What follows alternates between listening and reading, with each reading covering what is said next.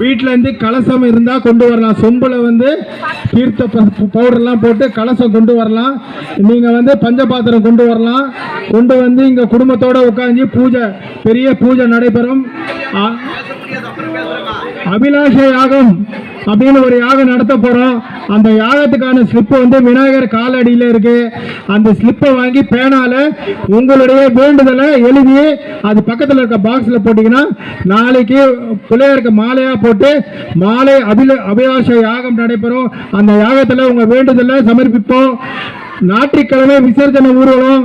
விசர்ஜன ஊர்வலத்துக்கு வரும் அப்படின்னு பேர் கொடுக்கறவங்க எல்லாருக்குமே ஒரு சிறப்பான ஒரு விஷயம் இருக்கு. அதனால அவசியமா பேரை கொடுங்க, விசர்ஜனத்தில் கலந்துக்கங்க. முழுமையா கலந்துக்கணும், விசர்ஜனத்துக்கு முழுமையா கலந்துக்கணும். உங்களுக்கு நாங்க வந்து காலையில வந்து அம்மன் கோயில் ஊருக்கா வரணும். அதுக்கப்புறமா நாங்க சொல்ற இடத்துக்கு வந்துட்டீங்கன்னா மதியம் உணவு மற்றும் உங்களுக்கு வந்து தயவு செய்து உட்காருங்க, தயவு செய்து உட்காருங்க,